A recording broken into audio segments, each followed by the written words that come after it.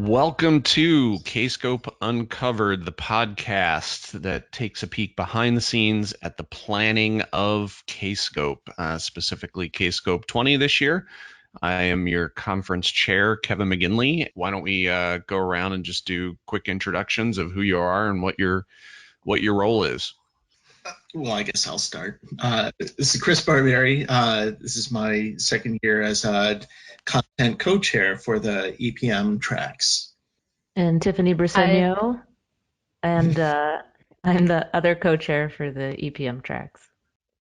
Hi, this is Helen Sanders, and I'm the chair for Database, Apex, Emerging Tech, and the Modern App Development tracks.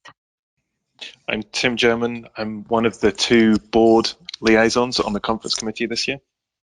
Awesome. So that is who we have. Let's kind of start off with, what you guys thought. The very first thing that we did when we got there is we were led down into the kitchens of the conference center for a food tasting. We walked in the room, and in front of us was this giant spread of food. So, Helen, actually, this was your first time doing this. So I'm curious, kind of describe what you saw and what were your sort of reactions to, what you were doing and thinking as you saw what we were about to embark on. Sure. So I think the best word of advice came from you, Kevin, where you told me to pace myself. Yes. So, imagine we're walking into one room where every single meal and special event, the food for every single meal and special event that's going to happen at the whole Kscope conference is just laid out in front of you. Breakfast, lunch, dinner, happy hours, everything. And so it was really amazing that we got to try everything. The attendees this year are really going to be treated to some amazing food. So it was great. It was probably one of the favorite things on the tour for me that day because I'm a foodie. So I just loved trying everything. It was great. Yeah, and the process that we go through, we're all given these, scorecards with every item on it, and we're encouraged to, go around and try the different dishes, as you said, throughout all the different meals that people experience food at Kscope. And, we're also on the lookout for, some of our special dietary needs. We have a number of attendees that have different dietary needs at the conference. Tim, Tiffany, I know you guys were focused on that element of it. Do you guys want to talk a little bit about what you experienced with regard to some of the food tasting? Yeah, so I only tasted the vegan options, and that still seemed like an awful lot of food, so I really don't know how you guys all do it. But I think that the amount of choice and the quality of special diet food has just got so much better than it was 5 or 10 years ago. So I'm looking forward to it. Not having to go and request to find a server and request a special plate that's sometimes a little bit underwhelming, but just having lots of choice on the out on the tables at all times is really nice, and some good desserts as well, which sometimes end up missing. I'm looking forward to that at the conference as well. Agreed. There was a lot of options for the folks that are gluten-free and dairy-free, and they were great about listing out the allergies, and like you said, lots of options. I think I ended up tasting 20 things, which was a lot, for somebody that avoids a lot of food areas. It was very a pleasant experience, and I think everybody will find something delicious to enjoy. Yeah, so when we plan this, we try to plan this part of the on-site visit right around lunchtime. So this effectively was all of our lunches. But yes, we did try to taste as many things as possible. I know Gary, who's not on the call here, I think prides himself in tasting almost everything. But it is definitely a challenge to go through every single item on that scorecard.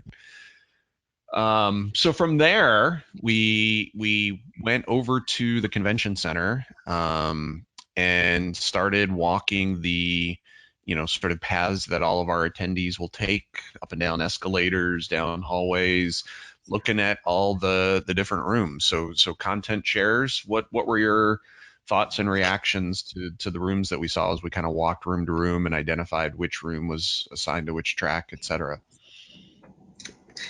My reaction was the rooms are really big, and I was very happy to have all of there's so much sunlight that comes through that area. It made me happy, and I'm going to greatly enjoy having rooms that we present our sessions overlooking downtown Boston. I mean, we are literally right in the middle of everything. So I love the look of the rooms, the layout. Very excited about this.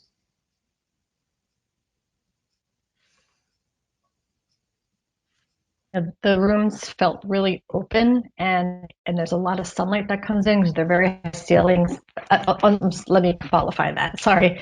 Some of the rooms that have windows, there's a lot of sunlight that comes in, but the high ceilings, yeah, even the rooms where there are no windows, it feels just open and airy and really bright and very comfortable. It's going to be a great place to speak. Yeah, I agree. Walking down, especially those two long hallways where a good majority of the rooms are. It's floor to very, very high ceiling windows, which makes it feel very, you don't kind of get that dungy, gloomy conference center, Las Vegas feeling where you don't get to see sunlight for hours and hours on end. So I think that's definitely a an element that I'm looking forward to. Just being in that area is very pleasing in terms of just overall experience. One thing I'll add, the downtown Boston buildings, both the Sheraton, the Hines, and some of the other hotels and malls are all connected inside. Now, it makes a difference in the winter, of course, because you never really have to go outside, but you're never more than a few feet really from the outdoors, which is nice. During the summer, it probably won't be that important that we have all these passageways indoors. But it is something very nice that everything is connected and very close. Yeah, and when Chris says Hines, what he means by that is the Hines Convention Center. So that is the name of the convention center for those of you who are not familiar with the Boston area. So anytime we say Hines from now on, that's what we mean, the convention center, which is, as Chris pointed out, somewhat attached to the hotel. You basically kind of walk into the what is that, what's the name of that center? The name's escaping me. Is it Prudential the or Plaza? Yep, the Prudential Center, which is the tallest building of Boston, and all that. As a local, that's what we call it, the Hines and Copley. Awesome. So then from there, we hopped on some transportation, which we'll talk about momentarily. And headed over to the special event location. Now we can't tell you yet what the special event location is, because we will have a special announcement on that forthcoming, later on in the year. But I guess team, reflect on walking around that special event location, and what were your thoughts around what people's Wednesday night experience is going to be like. Having the special event at that location. What are your thoughts there? One thing I want to share is our trip from the convention center down to the area that we're looking at. We did manage to jump on a duck boat and take a little tour down Boylston Street and then up to Beacon Hill. And for all of you who've been through the many parades for the Patriots and Red Sox, this will look actually very familiar to you. Just had to share Boo. that. You had to go there. You had to go there, Chris, didn't you? You had to go there. You just couldn't wait to get that one in, right? You were just waiting for that moment. Right? It's that duck boat, and then going through Beacon Hill, and then checking out parts of the town and just enjoying the views of the water and Quincy Market. Really fun. Okay, so Yeah, bringing it back to the special event location. Let's bring it back to the special event location here, Chris. We'll talk about Boston in a moment.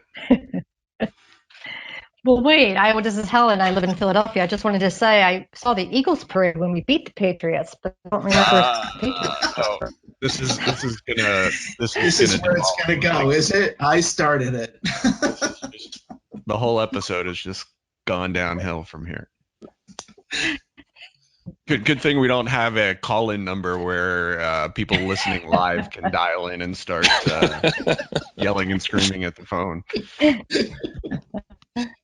Okay, so back to the special event location. What do you guys think? What did you think about as you were walking around? And remember, we can't give away any clues. I thought it was one of the cooler ones that we're gonna have. I think it's a really neat place, and I think a lot of people are gonna enjoy it, and it'll be a really special evening. Yeah, I agree. And the location's great because I'm trying to talk without giving it away. It's beautiful, and that time of year it's going to be amazing. And it's just going to be a lot of fun. I think everyone's going to have a great time. Yeah, I agree. I think, just the general atmosphere around it as well is pretty cool. So as you're arriving and, we will be able to incorporate a little bit of the outdoors as well. And so, I think that kind of atmosphere around it was very cool. I was really impressed with the people who run the location and just everything that they had, sort of all ready to show us and talk to us about, and how this was going to be here and there and everywhere. I was just really impressed with the crew that operate that location. I'm thrilled that people who get to everyone here who's coming to Kscope next summer will get such a great sense of the city. In that our special event location is, in my mind, just another celebration of the city. It gives a great sense of what the city is all about. So that's a good segue into what you were talking about earlier, mentioning, we did take a duck tour ride. We also took another tour ride after the special event location, which I'll try to do my best, Haley, here. Mobsters and lobsters. I don't know if I did that justice, but she's so good at that. And I would be, I would feel I was doing you an injustice, Chris, if I didn't mention the tour that you took us on as well the night before, when those of us who arrived in town in time, got to walk, take a walking tour of Boston with you. So, as our resident expert native, and hopefully omitting sports references in your explanation here. Talk to us about some of the things that we got to see on that site, and why some of our attendees should take some extra time to tour Boston while they're there. The location that ODTUG has chosen for Kscope20 is such a perfect location for anyone coming into Boston. It's in the heart of the city. Copley Plaza is kind of the center of the whole city. After we enjoyed a very nice dinner with a great view looking out, and I turned to you guys, my teammates here, and asked if after that lovely meal, if you'd like to go for a little walk, just around the area. A little walk. In my mind, okay, we're at Copley. It's just a stone's throw to walk over to the Christian Science Center and its reflecting pool. It's such a beautiful building. It's a very short walk over past Berklee College of Music. We got to see that. We turned around and walked in the other direction. And again, in my mind, just a handful of blocks over toward the Charles River to stand on the what we call the Mass Ave Bridge, looking out at MIT and Beacon Hill and BU, and just seeing the sights And then we turned around and walked around the corner and down past all the brownstones that really make, I think, architecturally the culture of Boston. And I think we just kept walking and walking and talking and eventually made our way out to Cheers, which is at the public garden. Got to see the public garden, got to see the edge of the Boston Common, turn around and walk back to the hotel. And it's such a wonderful walking city, and there's so many things that are just kind of connected. I guess when I had looked down at my phone that tracks how many steps that you've taken, in retrospect, I managed to talk you guys into a 5-mile walk. Sorry. And that's okay. It is kind of comical for anyone who gets invited at Kscope to go on a walking tour with Chris. Just keep that in mind. Is that a walk around the block could be 5 miles later. But no, I do have to say it was well, one, it was a very, for it being November, it was a very nice evening. Even though it was a little chilly, it was very tolerable, very nice evening, and it was a very enjoyable walk. I mean, I would not have guessed 5 miles. That's how much we actually covered. But it was, it was a beautiful walk, and you're right. There are so many things within a really close proximity to where we're going to be. So I think, for anyone attending Kscope, there's always a link on the Kscope website that will lead you to opportunities to tour the location and wherever we are. And I think one of the great things about Kscope is that we go to a different place every year and give you an opportunity to take in cities that you might not otherwise get a chance to see on your own. And so I think definitely take the opportunity to do that. It was a lot of fun, Chris. Thank you. And even the Mobsters and Lobsters tour was a lot of fun as well, going around on a bus with a guy telling us all kinds of gangster stories, and his wife dressed up as a lobster. That poor woman. That was ridiculous. But okay, well, so then we had a nice dinner together. I think we were in the North End, right, when we had dinner. Yeah, Boston's neighborhood. Yeah, lots of neighborhoods. We were in the North End, and then we went around and looked at after party sites. So let's see. Helen and Tim, I think you guys headed back to the hotel. So this is all Chris, Tiffany, and I. Chris, Tiffany, what did you think going around to our different options for the after party?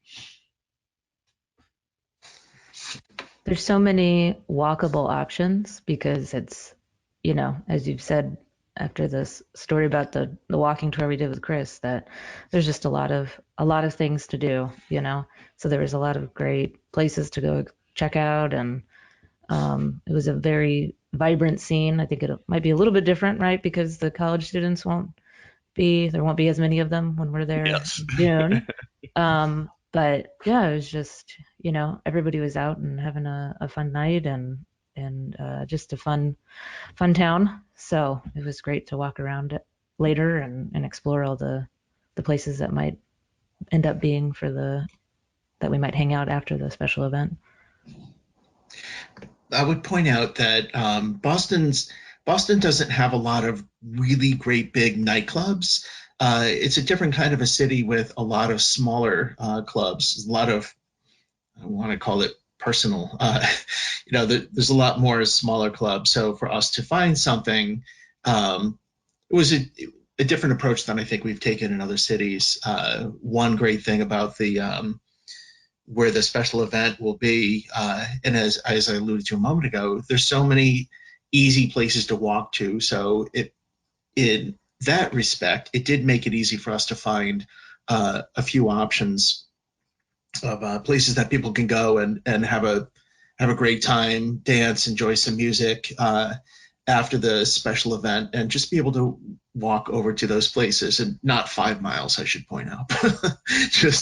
Yes. Yeah, we didn't. I think Yeah, I do. I don't remember the exact distance, but I want to say it's a half a mile or less. And we did focus on that aspect this year. Trying to make the after party walkable for those who want to go to the after party from the special event location. And yeah, to Chris's point, I think the will be a slightly different vibe this year. Good in my opinion. I think the place that we picked is going to be very fun. But it will definitely be a little bit different if you were at the after party at Kscope19. It's a slightly different kind of place. But we really wanted something that was close and walkable, and I think we achieved finding a place that can be both fun as well as an easy place to get to.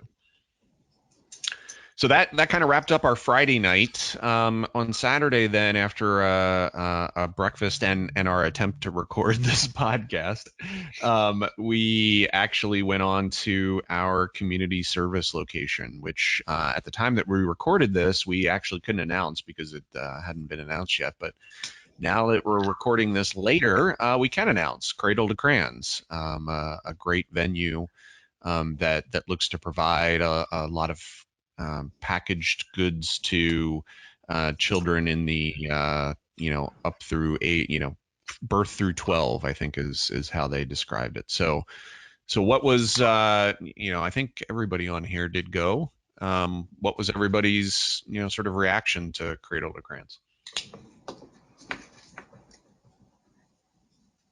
I think it's a great organization. The company that I work with, we've also done some events with Cradles to Crayons. It's wonderful when we walked into their building, and you walk by rows and rows of shelves of clothing and other like clothing and jackets and shoes, and then of course the diapers and other things to actually for raising the kids, I guess, the backpacks and that sort of thing. When we walked in there, it was pretty busy, and I suspect Cradles to Crayons is a successful enough charity that there are often volunteers there. So we got to see people who were in there already helping them out. I think it's also an amazing organization that covers not just the nearby community within the towns just around Boston, but it also helps people in multiple states. So it's kind of cool to be working with a local charity that's actually pretty regional. And of course, they have offices in other locations too that help people in other states. Yeah, it's a great organization, and for me personally, the networking and the knowledge that we gain at the conference is fantastic.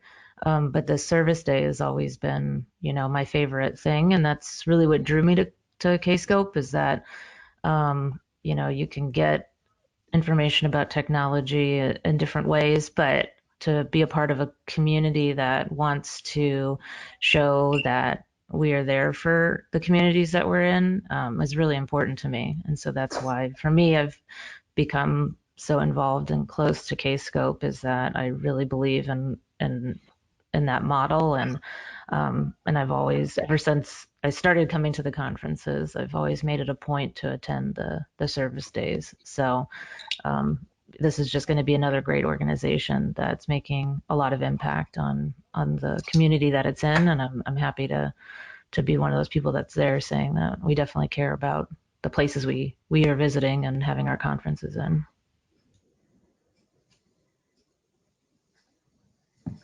Yeah, I think Chris touched on this, talking about how well set up they were for having volunteers come in and help.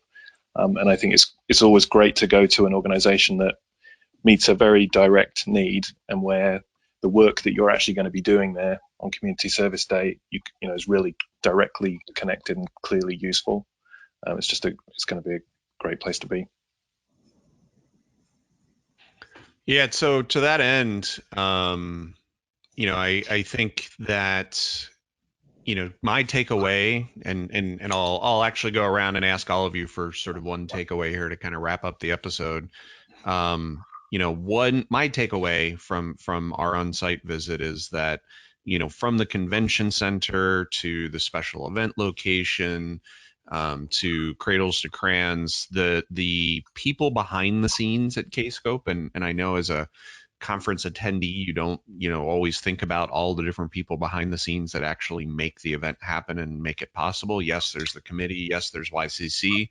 But there's so many other groups and organizations that make the orchestration of Kscope, what it is. And I'm super excited about what I saw out of all the different groups in Boston that we worked with. They're really on top of things and are really used to working with organizations of our size, and couldn't be more excited to see what the finished product's going to be like. Helen, do you have a takeaway from our Yes. on-site visit? Something that resonates with you? Yeah, I think because, as I said, I'm from Philly, which is a mix. Philadelphia is a town that's a mix of old and new, and history and new. And Boston is very similar. A lot of great American history interspersed with, the modern part of town. And I know this really is totally not what you asked, Kevin. You're thinking about behind the scenes people that work on the conference, but I just wanted to make a point that for people coming to Boston, make sure that you give you some time to explore the American history that you're going to see when you come there, and maybe even hang out till the 4th of July, for America's Independence Day celebration. But getting back to the people behind the scenes that make Kscope happen, everybody's really passionate and committed to making the conference great, year after year for the attendees. And of course, this year's no exception. Everyone works really hard, and I think it's going to be a great experience. I'm really looking forward to it. This is going to be, I think, my 5th Kscope, so I think it's going to be one of my favorites. Just with the location and everything that we're going to do there, it's just going to be great. Awesome, yeah, and I guess Chris, Tiffany, Tim, you can what take away any insight that you had. Doesn't have to be related to the people behind the scenes or anything like that. Chris, what's your takeaway from our on-site visit in terms of just something that stuck with you? Two thoughts, some to echo what Helen just said. First and foremost, I love Boston. I've lived here for a long time, and I'm just thrilled to pieces to have people coming to the city to really enjoy what it has to offer. This is my 11th Kscope, and for me, it's actually a homecoming since I've been with Kscope traveling around the United States. Very excited that it will be here in my backyard. The other point that I'd like to share is when attendees come to Kscope the end of June next summer, you arrive here, and it's a really it's a great location. You get to enjoy some good food. There's so many things to do around the area, and of course, there's a ton to learn here at the conference, which is the number one reason I think why people come to Kscope. We just have so much content to offer. We haven't touched on that here. I'm sure we will in another podcast. But by the time someone arrives here to enjoy everything that Kscope has to offer, it has taken about a year of planning. Some things take more than that, and it takes a village to get you there. And I'm hoping that it's seamless in that you just walk in and enjoy just how much there is to take in, to learn, and to appreciate, and that someday you'll be part of that village too. Awesome. Tim, what's your parting thought? I think I'm looking forward to us all being in Boston. I really like being in a city where we're somewhere kind of walkable and central, and we can all spend time together, spend time with people outside of just sitting in sessions together, because I think that helps build community. And there is a huge amount of volunteer work going on, not just the conference committee, but there's probably 100 people working right now on content selection, and I think it's good to remember them. All that work gets done long in advance of the conference, and it's all going on now. Cool. Tiffany, what's your final thought from our on-site visit? I don't know if I can top anything that anybody's said. I agree with all of it. The benefit of going last is you have more time to think. The I drawback know. is Well, everybody takes your answer. I know. Every time I'm thinking, then the next person says what I wanted to say. So I just say ditto to all of it. Great people, a lot of amazing things to see in the city. It's going to be so great that you can overlook the fact that everybody there talks about the Patriots and the Bruins all the time. That was Why a would you personal overlook that? struggle for me. But I personally have even, grown in appreciation and looking forward to going there, even though they bring it up all the time. But I agree with everything that everybody said. A lot of hours, a lot of passion goes into this conference, and I think it'll be a great one. So Yeah. All right. Well, thank you all for taking the time to do this again. And hopefully this time it worked and we don't have too many glitches. And so for those of you out there listening, thanks for listening. Appreciate it. And look forward to seeing you at Kscope20 for Kscope Uncovered. This is your conference chair, Kevin McGinley. Thanks, everyone.